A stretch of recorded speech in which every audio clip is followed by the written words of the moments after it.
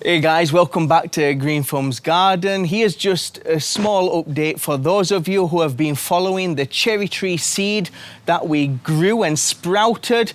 Its little journey to becoming a tree. Well, I'm going to update you today on how they're doing, and as you can see, they're doing their thing. They're still alive. We've had some success and some fails that we can learn from, and what we're going to talk about in this video today. So last spring we went ahead and we grafted both our cherry trees. We had one that took really well and has continued to grow from the graft, and the other one, it didn't have as much of a connection on that cambium layer, and when I took the bag off and during the heat of the summer here, it couldn't supply the rest of the graft with water and it failed basically. So that was fine, that was all right, because the original plan, especially a lot of you guys who have been following this journey, wanted to see how one would grow with the graft, part of this experiment that we're having fun with, and how one would grow in its natural state. So the plan was basically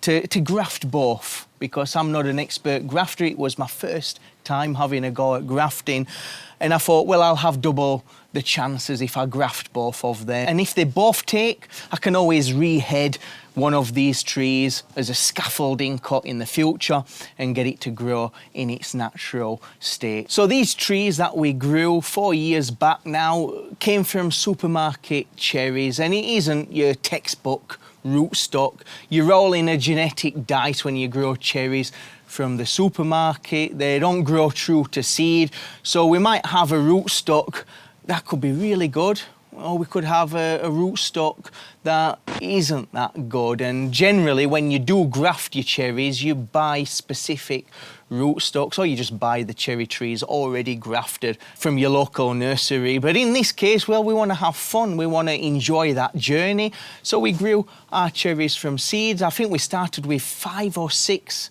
plants, and during them 4 years, well, a few died due to root rot and fungus infections, and that's what happens in nature. The strongest survive, and out of them 6 cherries, these have been the strongest plants that survived that root rot and them bad conditions that they had in our last house. So you never know what you're going to get when you grow a cherry tree from a seed from the supermarket. In general, you probably get sour cherries, which can be actually really great for cooking and making pies and things like that. So you might be thinking, well, they're looking a little bit small, Green Thumb, for 4 years on.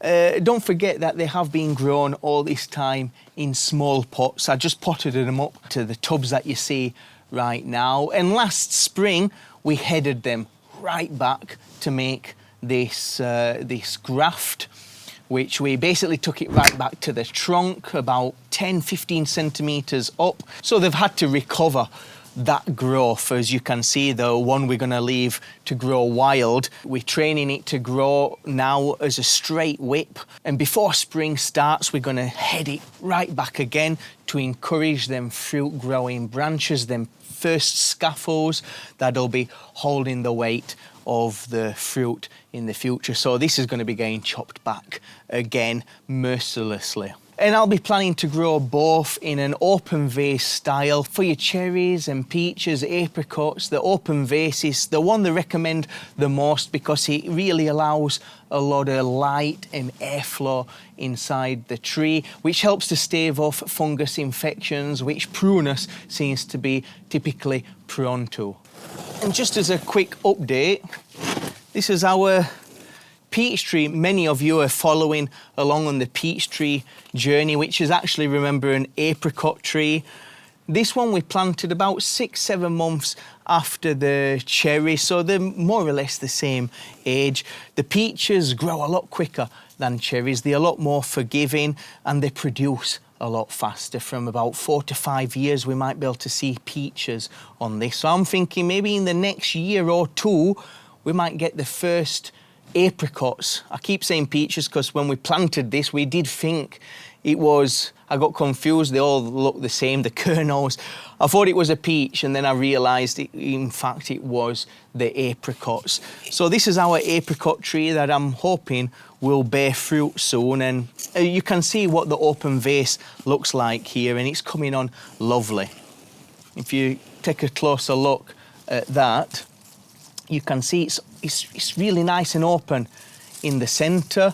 And in spring, around the end of June, when it's the height of the summer solstice, when the sap has fully risen into the plant, we give it a prune back, we shape it up a little bit, keep clearing out the centre, and as you notice, it's growing outward. It's also a lot smaller than it potentially could have been if it was grown directly into the soil in your garden, because it's lacking the root space.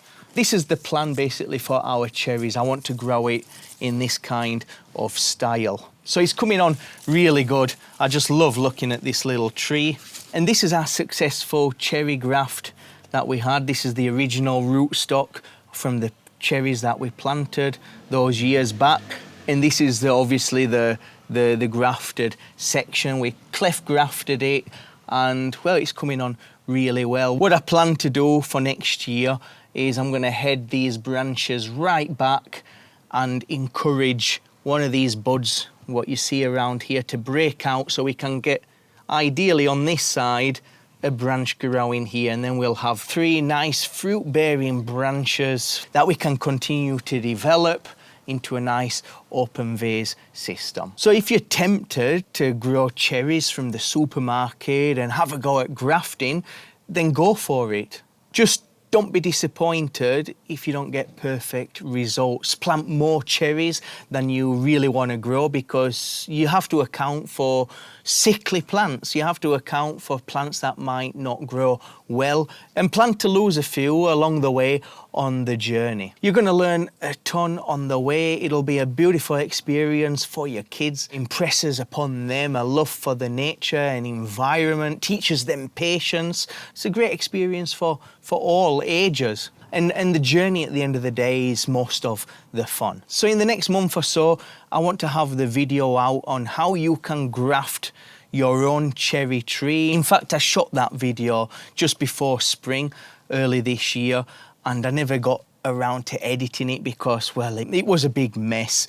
And I need to try and reshoot the video, and hopefully I can salvage some of that footage, so you can see how you can cleft graft your cherry yourself. I want that video out as soon as possible, so it gives you time to locate the part of the tree that you'll be grafting onto the rootstock. And the graft you want to be timing for about a couple of weeks before spring, when it's just about to start breaking out in buds. That's when the sap will be rising, and it's going to help to make that fusion of the graft onto the rootstock. So I want to have that video out ready for you guys, so you can get ready for it. So guys, thanks for watching. It's been really nice to be able to update you on how our cherry trees are getting on. I'd love to hear back from you guys, how your seedlings are getting on. And we do have a Discord community. There's not much happening in there, but I am present. If you join, you can pop in a photo on how your cherry trees are getting on. And I'd love to see it. There is a playlist in the channel, which the link will be in the description, where I put all the cherry tree related videos in one big playlist, so you can watch them at your leisure in case you've missed any. So until next time, guys, I'll see you later.